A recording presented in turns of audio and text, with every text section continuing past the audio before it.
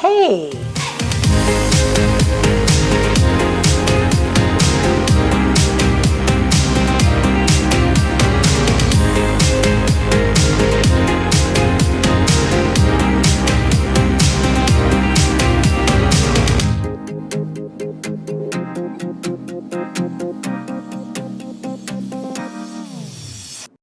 hey, everyone.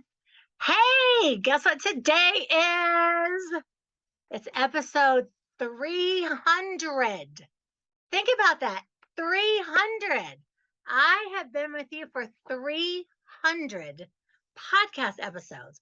Like, I can't even believe it. And you guys are liking it and following it and loving it and following it on social media. And I've got over 2,000 5-star reviews. Like, oh, this is like a dream for me. When I first started out with the show, it was like 3 or 4 years ago. 4 years ago, I think already. And I thought, well, I'm gonna podcast. This sounds like it'll be fun. I hope it's great. I hope it's fun. I hope it works out. And everyone just kept following it and you kept liking it and you kept participating and being a part of everything. And now we're 300 episodes in. Like, how exciting is that? 300 episodes. So we're gonna have a toast. Now, normally on a day like today, I would have maybe a little champagne, a little wine, a little something. But I actually have to record quite a few shows today, so I can't get off on the wrong foot. So we're gonna have, and look, I'm back in my studio. So Daisy May and Miss Delilah, I got my girls back with me, and we're back at the mountains. And I have a cup that says "Embrace every challenge." So cheers to you. Cheers. Mm, hot tea. It's a lemon enzyme tea. So cheers, cheers, cheers. Take a big stretch. Take a breath and settle in as you listen to the most wonderful real estate podcast ever. So again, if you don't know me, my name is Dwan Twyford. I'm America's most sought after real estate investor. And I am just like, I don't even know. I'm so happy that you tuned in today. I'm like literally beside myself with excitement. I've been so excited for this episode to come up because it's 300. Think about that. That's just so great.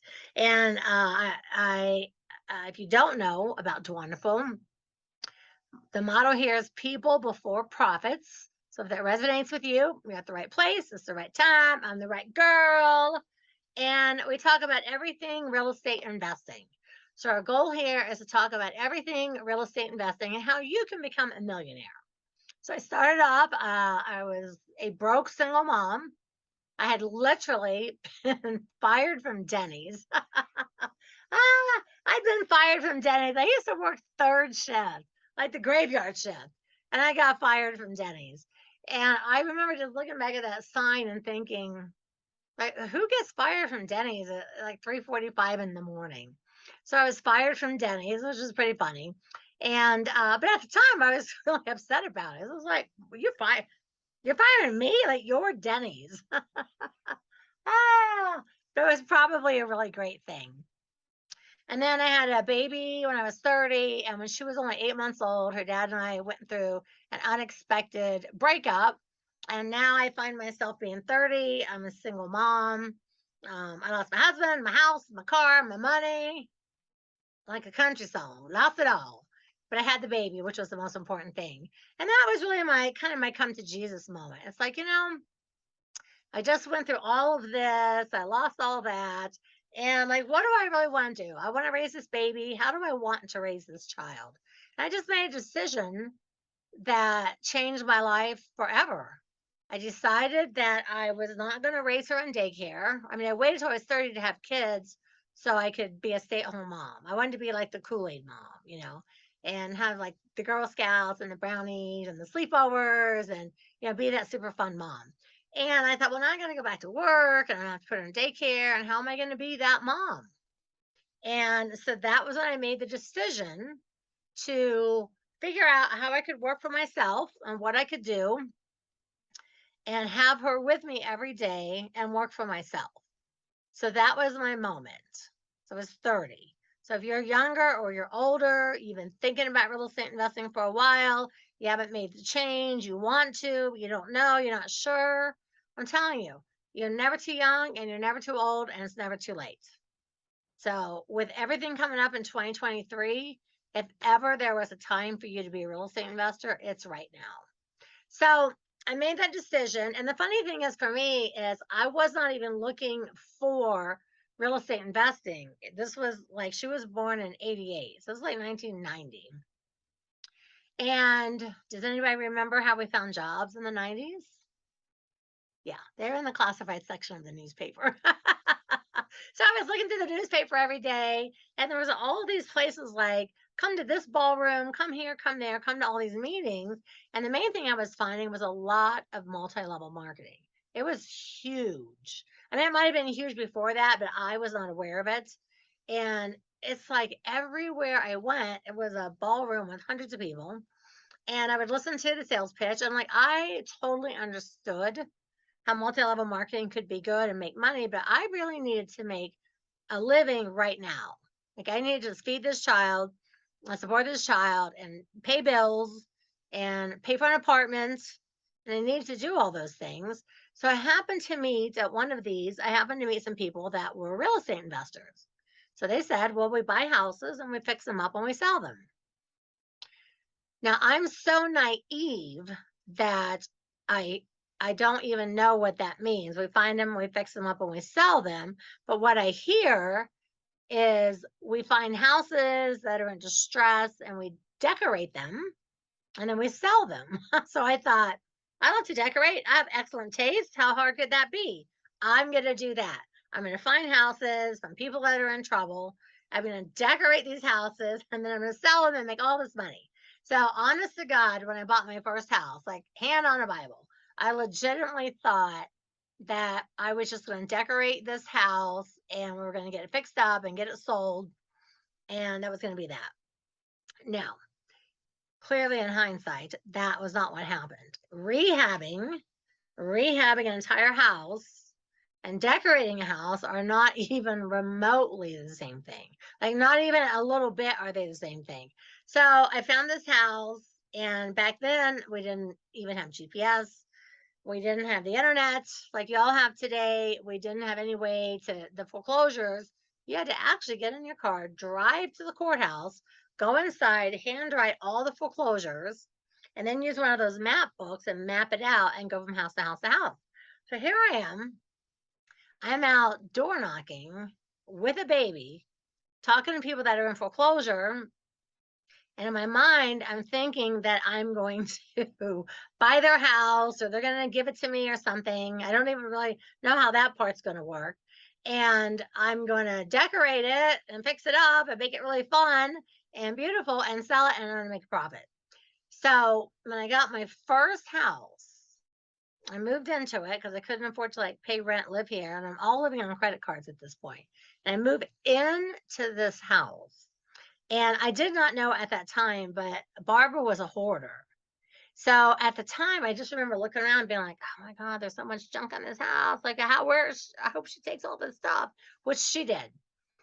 But after those shows came on TV, like Buried Alive and all those different hoarding shows, then I recognized like it was a mental illness. And looking back, it stuns me that she actually moved everything out of the house. But she knew she was losing the house too. So we just made a deal. Like honestly, I'm like a hug and a handshake, like, hey, you move out, I'll move in, I'll fix it up, we'll split the profit. It'd be a good deal for both of us, which now I know that to be an equity partnering deal. And I did it with basically no paperwork. So I look back, it's like, oh my God, if somebody that was one of my students came to me and said, hey, Dwan, I'm doing this deal where I'm going to live in this house and I'm going to spend my money and fix it up. And then we're going to sell it and split it. And we just hugged it out. I'd be like, you can't do that. Are you out of your mind? Because anything could have happened. I mean, she could have changed her mind. She could have died. Something could happen to me. Like anything could have happened. But that was the path that God wanted me to take. And so with that, when the deal was done and I sold it, I made 22,000 and she made 11. We agreed to do a split like that. And I was happy, she was happy, and just remember that day having that paycheck in my hands and looking at that and saying like, wow, I don't know anybody that makes this much money or has this much money. Like, I don't know anybody anywhere on the face of the earth that has $22,000 all at one time. So that's where I started from. And it's like, and it was so much. I mean, it's $22,000 is so much money today still. But let me tell you something, 33 years ago, $22,000 was literally life changing. Like literally 100% in every possible way, it was life changing. And so I thought, okay, I've got $22,000. I've got some money to live on. And I fixed up this house. I did it on credit cards. I used to go to Home Depot and I would take classes and like I learned how to lay tile at a class and went to the house and tiled the kitchen. I actually tiled the kitchen floor first. And looking back, it's like you would think I would start with a bathroom or something smaller. But in my mind, I thought, well, the kitchen is bigger and it's more square, and I had to just put all the pieces in the middle and make the cuts around the edges instead of trying to cut around the toilet and all stuff. So it seemed easier in my mind. So I don't know. But it would look really beautiful. When it was all done, I was like, oh, yeah, I just saw that floor. That floor looks amazing. And it really looked beautiful.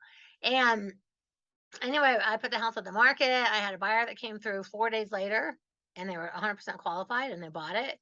And just like that, boom, I made 22,000 bucks. And I was like, holy cow, I'm going to do this again.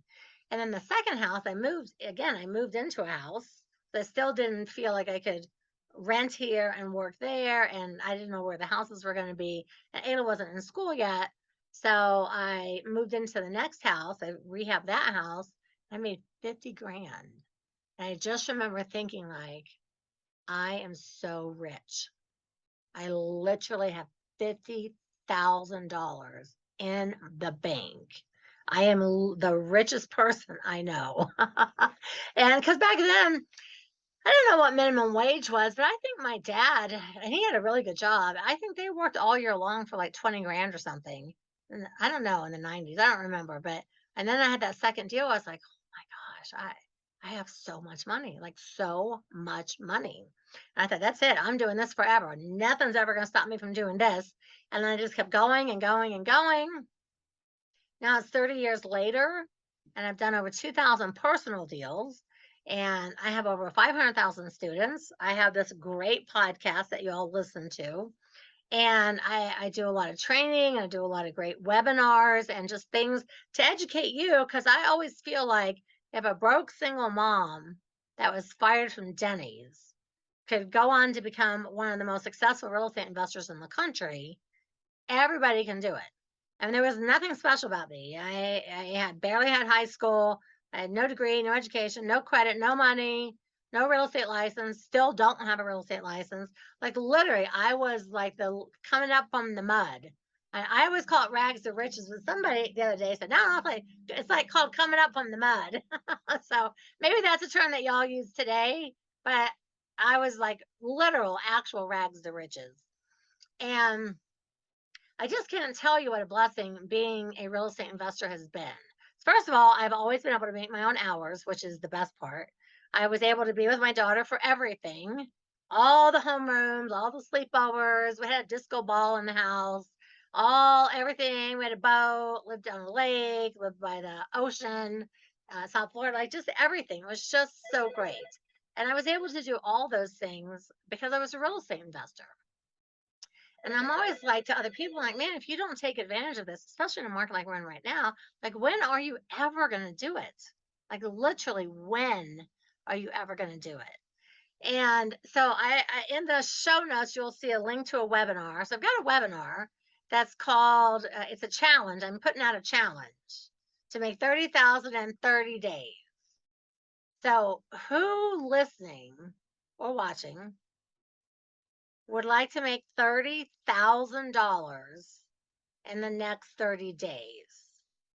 Woohoo! Can I see some hands up in the air? All of us would like to make $30,000 in the next 30 days. And so I've got a really great webinar, and I'm not here to give you a sales pitch on my webinar, but I just want you to know I have a great webinar, and it's to teach you the 4 steps, the exact 4 steps to make $30,000 in the next 30 days. And you're going to be hearing this in November. So it's the end of 2022. And I still feel like, does anyone else, I don't know, does anyone else like 2022 was like still kind of a dumpster fire? Like they were using that word dumpster fire back in 2020 when COVID started. I feel like it's still been a dumpster fire the whole time. Uh, but the thing about it is we still did deals. Like just a month ago, 2 months ago, I went out with my daughter and we went door knocking for like a Monday and a Friday. And we talked to maybe in total 15 people that we spoke to. And we got a deal under contract and we closed the deal just 14 days after we signed the contract, and we made almost $35,000. Think about that. $35,000. You're like, oh, Dwan, you can do that. You know what? I didn't do it that way. Tea. This tea is so good. It's full of live enzymes. It makes you feel like good all over. I didn't do that way. I have not wholesaled any deals here in Colorado for a long time because Bill and I have been buying buildings in Iowa. So I thought, you know what?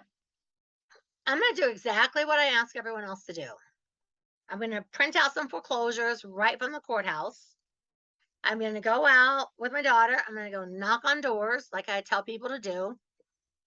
I'm not going to use my title company. I'm going to randomly pick a title company, and I didn't use anyone on my buyer's list. So I'm going to see if I can take my own challenge before I put the challenge out to all of you. So we door knocked on a Monday and a Friday. And the guy on Monday, we went back the following Monday and got a signed contract, and we closed in 14 days. So from the day I met the person to the closing, 21 days went by. That's it. So we got the homeowner under contract. We had to use all kinds of special contracts here in Denver. In the state of Colorado, they changed a lot after that last big giant crash. And I put an ad up on Craigslist and said, "Reed, have her wanted. I have a house, blah, blah, blah." A guy named Kyle called us. Now, I still to this day haven't met Kyle. So he says, "Hey, I close deals. This is the title company that I use. I'm going to DocuSign the deal." And he went by and sent someone by to look at the house. He DocuSigned the contract. We went to the closing. He DocuSigned and wired the money. It was the first time I ever used that title company. Brand new guy I never met, that still I haven't not met face to face yet. And brand new homeowners, everything straight up out of the gate new. I didn't go to anyone that I knew. I didn't go to any of my rehabbers. I didn't use my normal title company. I did 100% like fresh meat, just like I asked you guys to do. And Kyle looked at the house. He haggled me on the price a little bit. I was like, "Listen, this is the deal. These are the prices. I give everyone really good deals. I don't let people haggle me on my price." So I did everything that's in my program. I stuck to my script. I stuck to my guns. Here's what it is. You want it or not? And he's like, "I'll take it." He put down a $2,500 deposit, and I gave the homeowners $10. I even have a picture somewhere. I put it in my presentation. I think it's in the actual, if you watch the webinar, I have a picture of the homeowner standing there with their contracts and the $10 bill. I gave them a $10 bill, put down on a contract, closed it with Kyle. 14 days later, I was making 40 altogether, but with closing costs, they paid theirs and mine and everything else. It was about 35,000. I can't remember the exact, like 35,100 or something like that. And I was just like, wow, look at that. I took my own challenge and I did it. And you're like, "Dwan, you can do it. You've done it millions of times." Well, I have, but I didn't do anything. I didn't work with any person I know. No title company, nothing special. I just printed the leads right off on the website and put them in and put them in the GPS, and I just went out fresh, just like I ask you guys to do all the time. And I did it. Now, since then, we've got about 3 more deals tied up. So between now and the podcasting in December, I'll be sharing some other checks and some other things with you of deals that we have going on. And it was just a numbers game. Like every time I talk to basically 20 homeowners, I get one under contract. I talk to 20 homeowners and I get one under contract. Talk to 20 homeowners and I get one under contract. So I learned my numbers. Now, the only thing I had different than you is that my scripts are good. So I was able to say, and this is the exact script that I use. I just like, hey, Leonard. And I said, my name is Dwan, and I have my papers, in front of me. And it says exactly. And I said, I was at the courthouse doing some research. And I turned the paper. I said, see, you have a pending problem with your property because their name is right there with the stale date. I said, you have a pending problem with your property. And I specialize in helping folks like you solve their problems. I was wondering what you've done to solve the problem. And he said, well, we don't really know what to do. The foreclosure sale date's coming up and we don't have any plans. We want to try to keep the house, but we don't know if we can. And I gave him my paperwork and I said, it's the Fed Up package. You see me talk about the 10 options. I don't think I have one right here handy in my office. It's the Fed Up pack. It's the 10 options that homeowners have. I said, well, have you tried this first option, loan modification? He's like, no. Have you tried the forbearance agreement? No. And we went through all the things and they literally didn't make any mortgage payments and they spent the money. The two brothers, like they bought brand new trucks, they had all this stuff, but they didn't make mortgage payments. And I was like, okay. But I've met a lot of people. It's funny, not funny, but I've met a lot of people and just I've only been doing it August, September, October. So August, September, October. So I've only been doing it for 3 months. I started at the very last week of August. It's technically 2 months. And another person that we worked with had a brand new Mercedes and they had done a glass enclosure on their house. And I'm working with somebody right up here on the mountain. So if you notice, I'm back in my studio. So I'm back in my studio.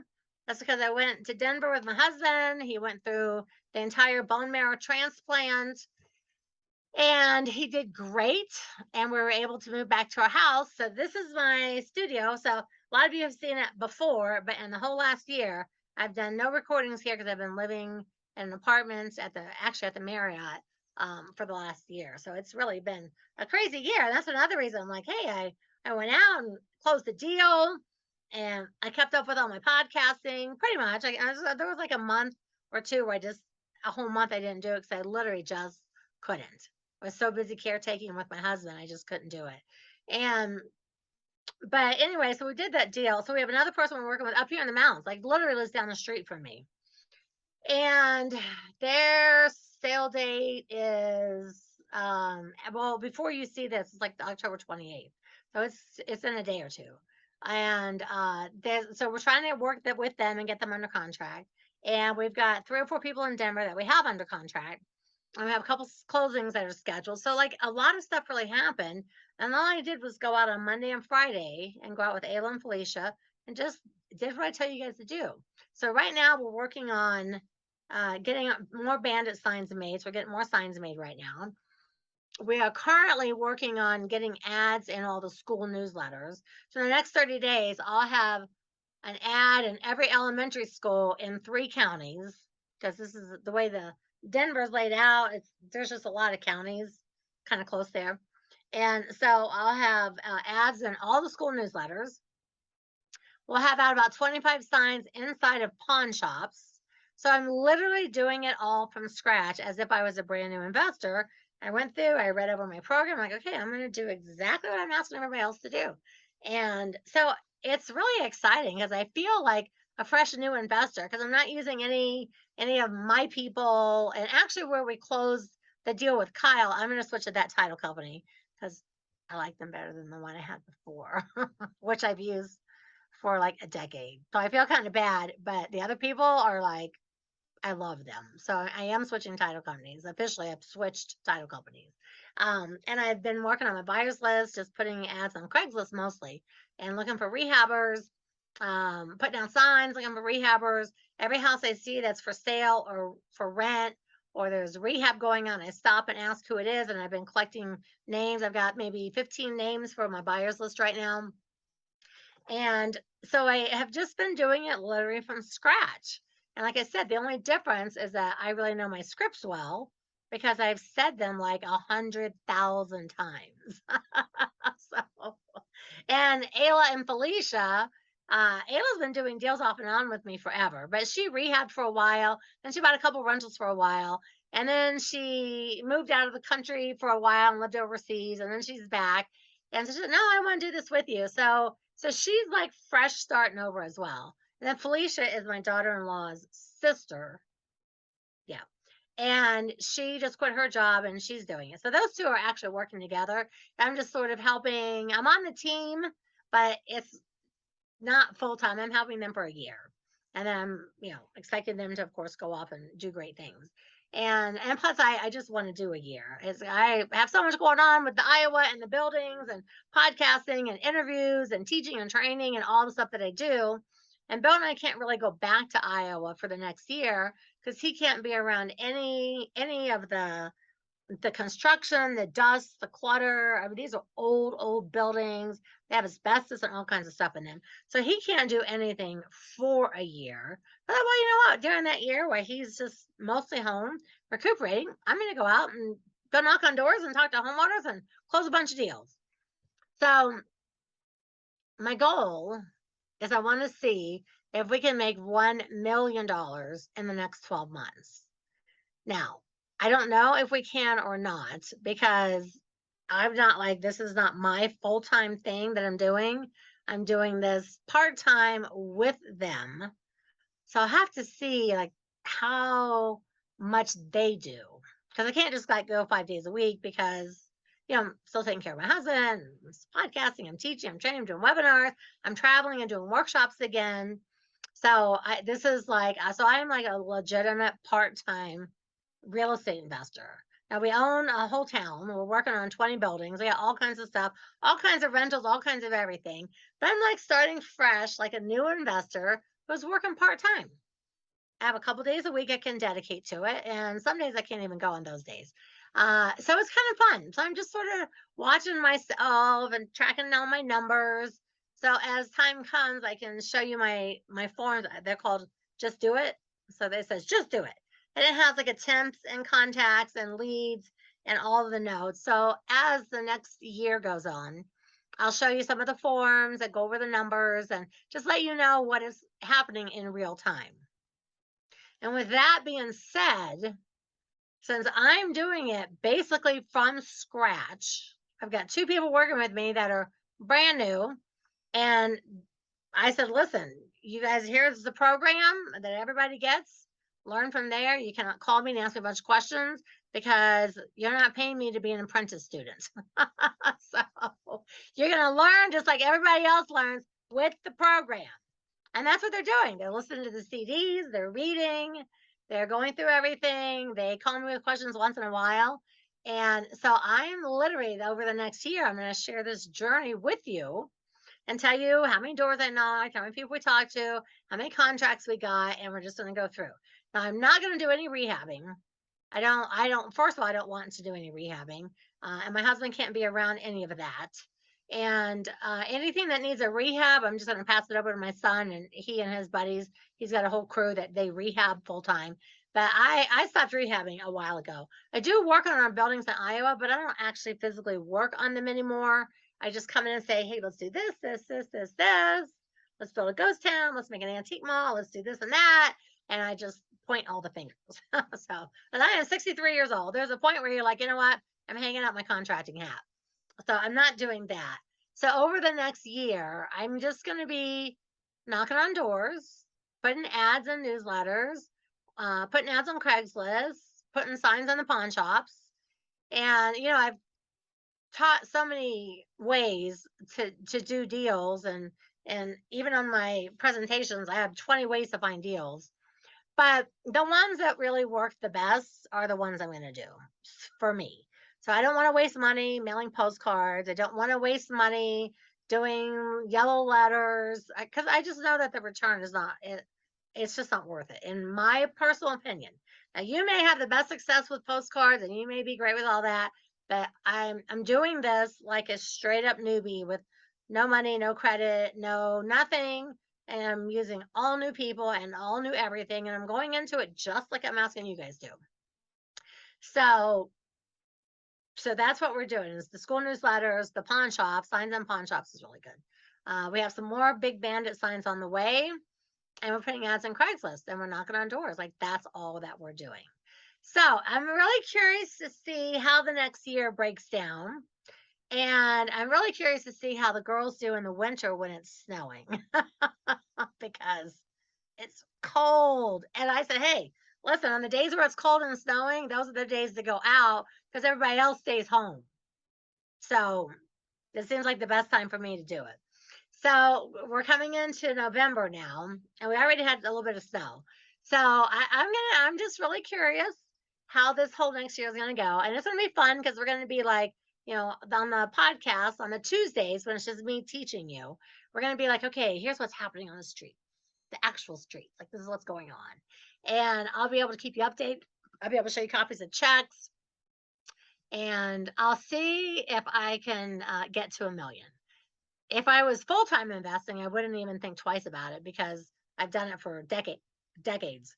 But since I'm only able to participate or 2 days a week, I don't know. I'm honestly, I'm gonna just be honest with you.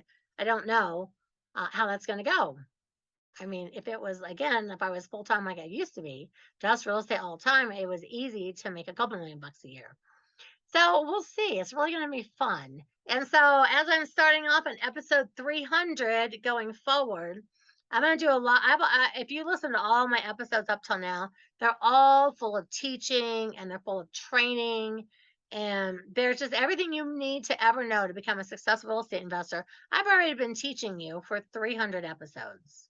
But for the next year, I'm going to be sharing with you actually what's happening in real time and how we're closing deals and how much money we're making and what's going on so that you can follow with me and you can do it too. So if you've ever thought like, oh, I don't know, Dwan, if I can be a real estate investor, I mean, you've been doing it for 30 years, but you know what? There was a time that it was my first deal. And there was a time that it was my second deal. And then there was a time where it was my 100th deal. And I was like, oh my God, I've closed 100 deals. I'm a rock star. And then there was a time I did my 1,000. And I was like, can't believe I've closed 1,000 deals. Like, how's that even humanly possible that I've closed 1,000 deals? And then there was a day when I hit 2,000. I was like, oh my God, I can't believe it. And then there was a time like right now where we basically bought a town and we're rehabbing a whole entire town. And, there's just different seasons for different things. And so for the next year, because of the economy, especially, I want to be in the wholesaling mode for the next year and just kind of like, share with you what's happening from the streets, basically. So I want you to get on the webinar.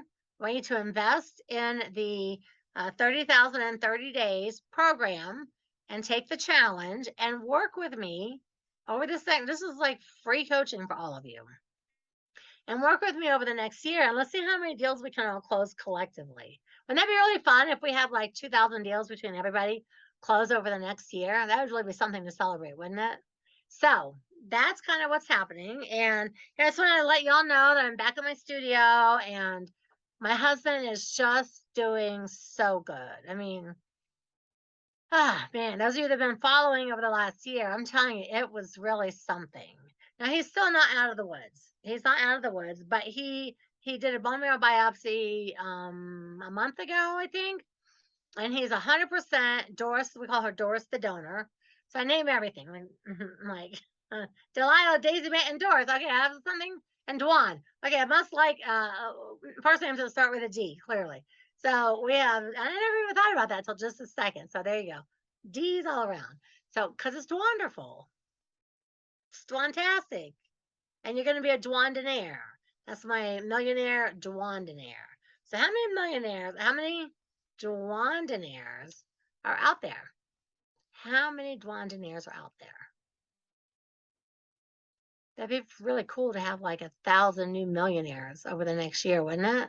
That'd be something. I'd really feel really proud about that. And I'd be really excited for all of you that said, hey, you know what? I'm going to become a millionaire this next year. So I want you to keep listening. I want you to subscribe. I want you to leave a 5-star review. I want you to tell me how great and how wonderful and how much fun you're having. I just want you to be on the team. Be on Team Dwanderful. And let me help you change your life. I guarantee you that if you'll take the challenge and you'll invest in the system and you'll just follow along on the podcast with me, I absolutely guarantee you that you can become financially free.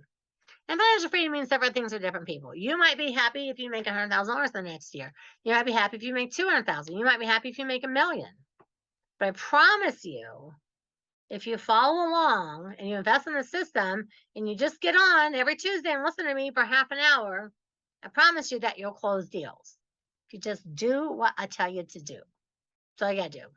So I think that's a pretty good way to celebrate 300 episodes. And I just think it's so exciting. It's like when I did the first one, I didn't know if I'd do 50 or 100 or 1,000. Like I just didn't know. I thought, well, I'll just do it and see how it goes. And if people are listening, I'll keep doing it. And if they're not, then, nobody wants to hear about it. And just hundreds of thousands of people later and all these great reviews and everyone just following me on social media and people getting involved in the webinars and people making money and sending me copies of their checks.